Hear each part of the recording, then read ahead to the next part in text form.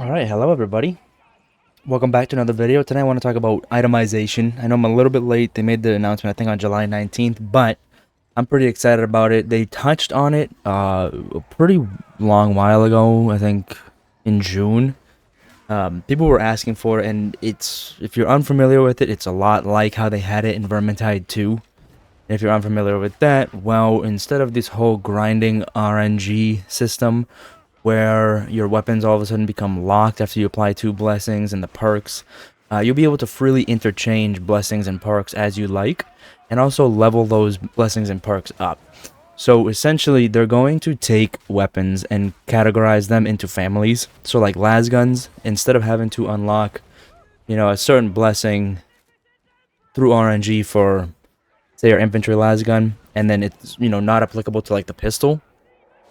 Las guns will be all one family, so all these blessings and perks will be interchangeable between them all. So that'll be nice. Definitely a huge quality of life update. I hope it brings more players into the game. But I kind of wanted to just touch on it and see how everyone feels about it. I'm kind of excited about it. I think that the whole RNG blessing system is really stupid, in my opinion. And they're not completely doing away with that, I guess. The way that they've explained it thus far actually sounds like it could be a real big game changer for Darktide. This change also is going to affect the weapon stats. So like your stopping power, the penetration, that type of thing. Instead of being able to max it out right on a certain weapon, there's going to be an allotted pool. I think they said it was around 380 total stat numbers that can be maximized on a specific weapon. So that's kind of where the RNG stays in place, right? You can still buy the weapons from vendors or Sire Milk, and those stats will be kind of randomized, but within that certain pool. And they'll also make it so that there's a kind of a yellow bar. I don't think anything's set in stone, so this all could change. The color scheme could change, or like the system itself could change, but it seems as though you'll be able to see what the potential for the maximum weapon stats are versus where you are now, and those can be maximized. So that's also a nice little change. A main part of this change is also introducing, again, they say these could not be the final names, but for right now, they have it as Mastery and Expertise. So Mastery is kind of what I was talking about before, where the core progression system is tied to the weapon and the weapon family itself. So say you use the double barrel shotgun.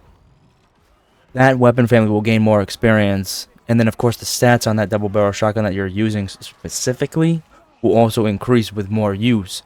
So as you progress with this weapon family, you'll be able to unlock new blessings, perks, marks, special weapon cosmetics. It's kind of like how they introduced like the new penance reward system. That's kind of what it sounds like to me. Now, whereas Expertise is kind of where I was talking about before, like the interchangeable blessings, the locks being removed from the weapon, which I'm super excited about because I absolutely fucking despise that system. So Expertise will actually make it so that where you unlock blessings and perks, you can go ahead and swap them out, level up those blessings and perks, kind of get to that next tier, right? So tier 1 through 4. Some of them stop at 3, I think. But yeah, instead of having to be like, oh, okay, I found this blessing at tier 3, now I have to play the game for another 500 hours to possibly get it at tier 4. You'll be able to just level up that specific blessing to tier 4 through progression. And if you're worried about your current progression, if you've been a long time player, they did touch on that too. So essentially, they want to implement a quote-unquote fairness to all players, right? So there's a migration system to convert players' current weapons and blessings into the system. So it sounds like the way they want to make it work is that the blessing library of the weapon family will be converted into mastery progression, which means that players will start the new systems with a head start in mastery. Now, I don't know if that means that they're going to go ahead and kind of diminish some of your progress. So say you have a blessing at level 4, maybe it'll convert to level 3. I don't know. I will never know until they come back from their fucking summer break. No, they all need breaks, but yeah, we'll probably get more information towards the end of this month, hopefully September at the latest. But they did say that they want to keep everybody happy, right? It would not be fair to start everybody at square one. And they also touched on curios. So the Curios will have their locks removed. You can kind of just use the expertise system freely. But it looks like that's pretty much it for Curios, because Curios don't really have any blessings, they have perks, so that'll also be nice. You'll be able to customize, craft your Curios as you'd like, without the hindrance of those locks appearing. And for resources, so they were talking potential of creating a whole new resource to make it easier on them for balancing, but they really don't want to start everyone on a new grind, and I thank them for that because of that most recent, I think it was like the Test Your Metal challenge when, you know, they rolled out the new weapons. I mean, a lot of us have 10 to 20,000 diamantine and plasteel. So to make that null would be a real pain in the ass. So they did say that they wanted to give new life to Diamantine. So it sounds like Diamantine will still be like the end game currency, and have more of an effect on the expertise of a weapon as opposed to the mastery side of things. Now, just a couple of like miscellaneous topics regarding this new itemization update that hopefully we get very soon. A lot of people, like we talked about it before, but a lot of people were worried that their progression would be reset. Now, they're going to carry over those weapons that are at 550 and have high blessings over to the new progression system. The numbers might change on them, like the stat numbers or maybe the blessing numbers, but we'll see how that works. Sounds like they want to go as smooth as possible with the rollout and the conversion, but we'll see. Launch on this game, that was a rough indicator. And then, of course, as far as like the XP system actually works in the matches, so the higher the difficulty is, the higher amount of XP you'll actually see at the end, right? Kind of like how it is now with auto dockets and currency. And then, of course, if you fail a run, you get a portion of that XP, a portion of the currencies. And then a question that I didn't even really think of, but is a really good point, is like, you know, if you're using, say, a shotgun and your secondary, so, I mean, your melee weapon, so you're using a dagger, right? What if you have the dagger out for most of the game? Will you be able to get, you know, the same XP for the shotgun that you would for the dagger? And the answer is yes. Doesn't really matter which one you use more during the run.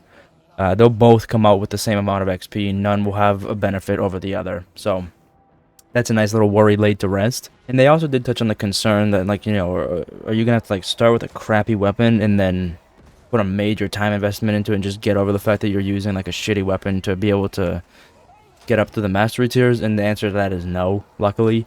You know, you'll still be able to buy weapons from the store, from Sire Milk. You know, there's no real mastery gate. There's a chance that you can buy a high tier weapon.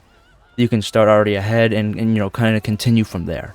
So that's really good. And that also kind of goes ahead and eliminates the thought that, like, this is kind of like an anti-choice system that forces you to grind every weapon before you can try it. Now, you can still be able to get a high tier weapon, do a lot of damage with it, and decide if you actually want to put the time commitment into farming those masteries and expertise kind of skill trees. You know, my thoughts on this is that it's going to be a real good quality of life change to this game. Another topic that I was reading about was like weapon sharing. So now it kind of sounds like, you know, across the board, any class can use any weapon. So in particular, there was one concern that said, you know, so no more fancy lasgun that only my psyker can enjoy, now my veteran and zealot can too. A unique item is going to be stuck to one character, right? So if you have this certain high tier lasgun on your vet, it's going to be only on your vet. But the nice thing about that is that, again, with the addition of weapon families being shared across more classes, you'll be able to get your mastery to 100% on all your classes, right? So if you have a mastery 100% on this one lasgun, or on the lasgun family, your other characters will be able to have that 100% mastery. They're just gonna have to go ahead and invest the currency to be able to increase your expertise changes. So that is kind of nice. I can see where some people would get irritated, but I think that it would make it way too strong if not only you shared the specific weapon itself with another character, but also just like the expertise on a weapon. I think that that's a nice change. I think it's nice that they are allowing blessings to be shared, but the expertise itself, you know, that should be character progression. They can't make it that easy for everybody. There still needs to be a little bit of a time commitment so that you have to play the game, but I think that they're being pretty fair about that. So I mean, my thoughts on it, again, I think it's going to be a good change. I think that it has potential to be a real rocky conversion and rollout, but hopefully they don't rush anything. Hopefully they kind of have it all squared away and tested prior to implementing this new system. I think that it'll be a really enjoyable change. I think it's going to allow for more people, who might not have as much time as others to be able to kind of get into the game and be like, okay, I'm going to go ahead and farm the infantry auto gun class, right? Get those leveled up, as opposed to like, oh, okay, I have to play 500 hours of this game to get one fucking tier 4 blessing that can't even be used on this other gun that I really like. Yeah, I mean, let me know what you think. I think that the trajectory that Darktide is taking currently has real potential. But we'll just have to wait and see till they come back from their little summer break. But alright, thank you all again for watching, and I'll see you guys in the next video.